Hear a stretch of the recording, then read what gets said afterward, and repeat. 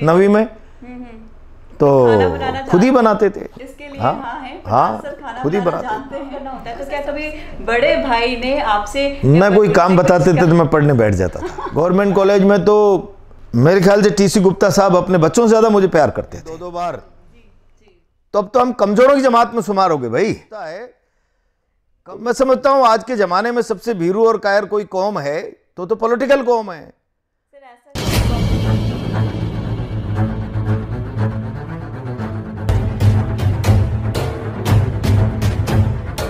बेखौफ हैं, बेमिसाल हैं, बिंदास हैं।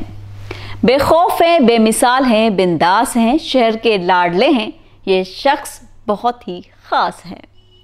सलाम, नमस्ते, आदाब, hi friends, it's me doctor Nashra Khan Chaudhary और आप देख रहे हैं हमारा बहुत ही ख़ास प्रोग्राम। प्रोग्राम शुरू करने से पहले आई मस्ट से प्रोग्राम को लाइक करें, शेयर करें और चैनल को सब्सक्राइब ज़रूर करें। तो आज हमारे साथ जुड़ रहे हैं एक ख़ास शख्स जो पूर्व विधायक रह चुके हैं, बेबाक बोलते हैं, बिंदास बोलते हैं और वो शख्स हैं प्रहलाद गुंजल जी। तो आइए बिना देरी किए सीधा रुख करते हैं उन्हीं की ओर। सर बहुत बहुत स्वागत है आपका। धन्यवाद साहब। तो फ्रेंड्स चलिए प्रोग्राम की शुरुआत करते हैं। बात करते हैं हमारे फर्स्ट राउंड की जिसका नाम है नॉटी बचपन। सबसे पहले तो हम ये जानना चाहते हैं, जैसा कि एक रूप तो आपका सभी जानते हैं, लेकिन आज हम दूसरे पहलू की बात करने वाले हैं जी। तो जिस तरह से राजनीति से आपका जुड़ाव रहा है, आपके बचपन की हम बात करें तो कहाँ पर बचपन गुजरा है, किस तरह का बचपन आपका रहा है? देखिए, मैं कोटा के पास धर्मपुरा गांव में किसान परिवार में पैदा हुआ हूँ। जी जी। मेरा बचपन गांव में ही बीता है। ये अलग विषय है कि बहुत छोटी उम्र में पिताजी का सानिध्य सिर से उठ गया और जब पिताजी चले गए तो माँ ने उसी सपने को पूरा करने के लिए दिन रात जूझ कर सब बच्चों को पढ़ाया। जी जी। और उसका परिणाम है कि आज आपके सामने बैठे। बिल्कुल। 1ली से 8वीं तक राणपुर में पढ़े और 9वीं क्लास में कोटा पढ़ने के लिए आ गए मल्टीपर्पज स्कूल में। अच्छा।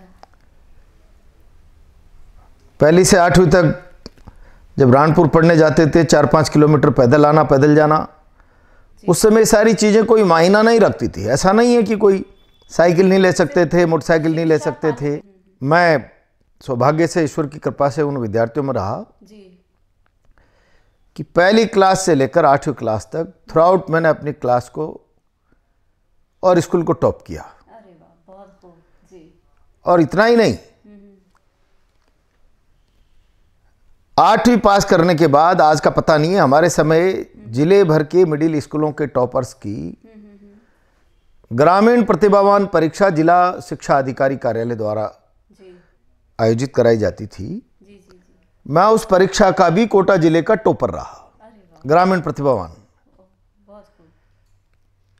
कभी कभी लगता है कि अगर उस लाइन पे ही बहुत, चूंकि घर में प्रीवियस बैकग्राउंड नहीं था पढ़ाई का, नौकरी का, क्या किस प्रकार की एजुकेशन वर्तमान चुनौतियों में होनी चाहिए, ये सारी चीज़ें इनसे ताल्लुकात नहीं था। बस पढ़ते जैसे रास्ता मिलता गया चलते गए। बिल्कुल। बचपन की अगर हम बात करें तो क्या आपने भी वो सब खेल खेले हैं जो कि एक आम बच्चा खेला करता था? क्यों नहीं खेले, क्यों नहीं खेले? गिल्ली डंडा, खो खो, कबड्डी, बहुत सारे खेल खेलते थे। गांव के सारे खेल खेलते थे, सितोलिया उतोलिया। अब गांव में बचपन में जो बच्चे खेलते हैं वो सब बचपन तो बचपन में ही होता है। बिल्कुल।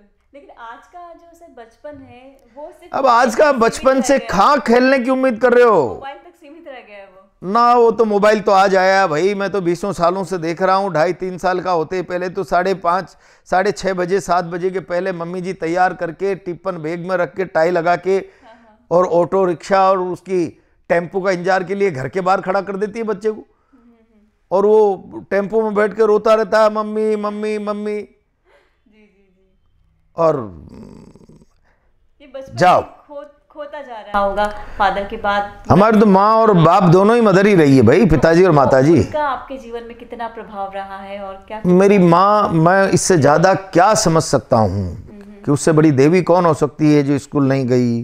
केवल एक मात्र कहना था, बच्चे पढ़ाई करें और जो पढ़ लिख जाएगा वो अपने भविष्य के बारे में खुद अच्छा सोचने लग जाएगा। और इस तरह की सोच वो उस बिल्कुल अनपढ़ होने के बाद भी माँ का एक बहुत स्पष्ट नजरिया था, पढ़ो लिखो। और मैं समझता हूँ अभी हमारे बच्चों तक को पढ़ाई के लिए वो जब अभी पढ़ाई की अहमियत जानती थी कि पढ़ाई करेंगे। मेरे फादर जानते थे, वो सोसाइटी में बैठते थे। उस समय उनका बैकवर्ड इलाके के लोग हैं हम, सड़कें नहीं थी, बिजली नहीं थी, उसके बाद भी शहर के पढ़े लिखे लोगों से उनके व्यापक संपर्क थे। वो सोसाइटी के तौर तरीकों को जानते थे और उनके पास एक दृष्टि बन गई थी, नजरिया बन गया था कि आने वाले समय में एजुकेशन ही डेवलपमेंट का आधार होगा। और इसलिए उन्होंने प्रयास किया। सबसे ज्यादा घनिष्ठ कोई रहा होगा आपका, वो कौन रहा है? पांचों भाई में सभी घनिष्ठता है, सब लोगों में घनिष्ठता रही है। जब छोटे रहे होंगे कुछ बातें होती थी बचपन की, कुछ ऐसी बात रही हो जिससे कि जाके बिंदास आप कह देते थे बिना डरे कि नहीं मैं अगर ये कहूँ। हम भाइयों में ऐसा, मेरे से बड़े हम साल 2-2 साल 1.5 साल का अंतर है, इसलिए कोई ज़्यादा गैप नहीं था। इसलिए सभी भाइयों में हम आपस में पारदर्शी तरीके से खुलकर बात करने की। मेरे से बड़े भाई 2 साल बड़े, तो बिल्कुल कोई इशू नहीं था। मेरे को हाथ पकड़ के पढ़ने के लिए ले जाते थे। कॉलेज में आने के बाद एक मुकाम आपने हासिल किया कि अब मुझे इस रास्ते पर चलना है, तो वो जो दौर रहा है उसके बारे में भी हम चर्चा करना चाहेंगे। देखिए, मैं कॉलेज में आया, कॉलेज प्रेसिडेंट बना जी, और बना तो मेरे ख्याल से लोग जानते हैं कोटा के। बिल्कुल। मैंने कहा ना कि एमएलए बनने के बाद तो राजनीतिक जमात कमजोर हो जाती है, वो बंदिशों के दायरे में आ जाती है, उस पर कई सारी कोड ऑफ कंडक्ट लागू हो जाते हैं। मैं प्रेसिडेंट था तो हमारा ज्यादा बड़ा दबदबा था भाई। आज भी लोग मुझे एमएलए से ज्यादा प्रेसिडेंट के रूप में जानते हैं। तब हम किसी बंदिशों में नहीं थे, हमारा नजरिया था, हमारे नजरिए पर हम खुलकर काम कर सकते थे, दृढ़ता से कर सकते थे। जिसको अच्छा लगेगा फॉलो करेगा, जिसको नहीं लगेगा नमस्कार। आज दलीय राजनीति में आप इतने फ्री स्टाइल काम नहीं कर सकते। प्रेफर किया बस, बचपन से रहा है आप में, और एक लीडरशिप जैसा कि आपने बताया स्कूल से ही आपने शुरू कर दी थी क्लास के। अब वो ईश्वरीय कृपा मानिए, हम कोई ये नहीं जानते थे एमएलए बनेंगे, तब भी हम प्रेसिडेंट मिडिल के थे, सेकेंडरी के थे। इसके पीछे ये था कि भाव जरूर थे, पढ़ते थे लोगों को। क्या विचार भगत सिंह के थे, क्या विचार चंद्रशेखर आजाद ने। चलिए प्रोग्राम को आगे बढ़ाते हैं। प्रहलाद सर से हमारी चर्चा लगातार जारी है। अब बात करते हैं हाँ या ना राउंड की, यानी कि नो और यस। तो सर कुछ सवाल हमारे हैं आपसे, हम जानना चाहते हैं। स्कूल में तो आप टॉपर रहे हैं, लेकिन जो एक दौर था उस वक्त अगर गुरुजी शिष्य की पिटाई भी कर दे तो बुरा नहीं माना जाता था। वैसे तो आप होनहार रहे, लेकिन क्या कभी गुरुजी के हाथों पिटाई हुई थी क्या? देखिए, कभी मैं सौभाग्यशाली हूँ। जी जी जी, मैं सच बोल रहा हूँ कि जिस भी गुरुजी ने मुझे पढ़ाया है, और जो नजरिया मेरे स्वभाव के आचरण के कारण उनका मेरे प्रति बना है, जी जी, आज भी मेरे जीवन के उतार चढ़ाव की खबर जब उनके पास जाती है तो मुझसे ज्यादा तकलीफ उनके मन को होती है कि हमारा एक श्रेष्ठ शिष्य है, उसका मुकाम कुछ और है। मतलब मुझे पता नहीं है, लेकिन इस तरीके का भाव कभी क्या सौभाग्य से या पब्लिक की नासमझी से मेरे गुरुजन मुझे कहते हैं, इंस्पायर करते हैं, प्रहलाद गुंजल का मुकाम कुछ और है जो हमने बचपन से देखा है। इतना प्यार मिला है और मैं समझता हूं कि ये उनकी विशेष मुझे आज भी ताकत देती है। आज भी तो आपके जो सबसे फेवरेट टीचर हुआ करता है, हर किसी के जीवन में रहता है। आपके जीवन में वैसे तो सभी आपके बहुत ज़्यादा नज़दीकी रहे होंगे, लेकिन कोई फेवरेट आपके रहे हैं जिनसे आपने हमेशा सीखा है और हमेशा याद रखते हैं आप उन्हें? देखिए, किन किन का नाम लूँ मैं? जी, मेरे प्रति सभी का मतलब बहुत प्यार रहा है, बहुत। जी जी, मैं स्कूल में बात करूंगा, दयाक्षण जी गौतम थे, ब्रजराज जी गौतम हैं। जी जी जी जी, उससे पहले वाले भी टीचर थे, जी जी, बहुत प्यार करते थे। गवर्नमेंट कॉलेज में तो मेरे ख्याल से टीसी गुप्ता साहब अपने बच्चों से ज़्यादा मुझे प्यार करते थे। अरे वाह, जी, बहुत खूब। पर मैं 2-4 नाम लूंगा तो जो मेरे बाकी लोग हैं उनको लगेगा कि प्रहलाद गुंजल की स्मृति में हम लोग रहे कि नहीं रहे। हर गुरु ने मुझे खूब मन से आशीर्वाद दिया है, खूब नहीं, खूब मतलब कोई एक भी गुरुजन ऐसे नहीं रहे हैं जिनने कई मेरे बारे में उनके मन में कभी नकारात्मकता आई। मैं सौभाग्यशाली विद्यार्थियों में से रहा हूँ। तो कह सकते हैं कि इसके लिए बड़ा सा ना है कि कभी पिटाई नहीं हुई है। जैसे माता जी से कभी कुछ डांट खाने को या ऐसा कुछ हुआ कि पिटाई हुई हो या कुछ ऐसा रहा हो, या बड़े भाई से कभी कुछ ऐसा रहा हो? मैं सबसे छोटा था घर में, भाइयों में। जी जी। इसलिए कभी भाइयों से भी, और अब यूँ कोई छोटी मोटी डांट तो हर घर का विषय, कोई हो गई हो तो वो याद भी नहीं रखी जाती, पर कभी नहीं। मेरे को बहुत लाड प्यार मिला है। अच्छा, छोटे होने का फ़ायदा ये रहता है कि सबसे बहुत, लेकिन सर एक और चीज़ भी हो जाती है छोटे रहने पे, ये रहता है कि एक आपको सबकी बातें सुननी होती है, सबका काम करना होता है। तो क्या कभी बड़े भाई ने आपसे मैं कोई काम बताते थे तो मैं पढ़ने बैठ जाता था। अच्छा, मेरा सवाल यही था। हाँ। जी जी जी। कोई काम बताते नहीं थे, बताते थे तो मैं जोर से कह देता था मैं पढ़ रहा हूँ। बहुत खूब। तो ये हम कह सकते हैं कि सर का बचपन बहुत बिंदास रहा है। और हाँ, जब बात आती है काम की तो थोड़ा सा सर ने किया है कि काम में अपने आप को बिजी बता दिया कि पढ़ाई के लिए फिर कोई रोक टोक नहीं रहेगी। नहीं जी। अच्छा, एक और जानना चाहेंगे, कुकिंग वगैरह माँ के साथ की है या कुकिंग कभी की है आपने?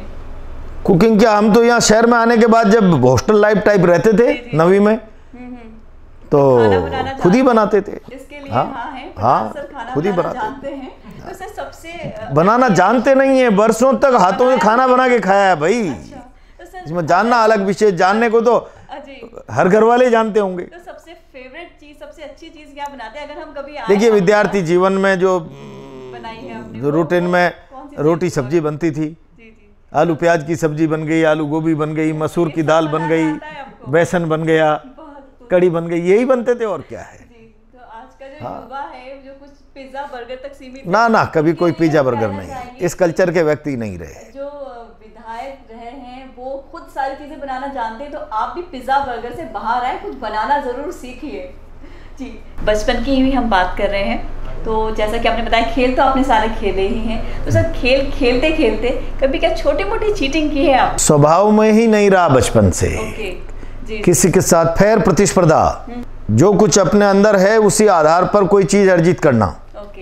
जी। बिग बाइटिंग, बार्गेनिंग, ये कुछ नहीं। जी।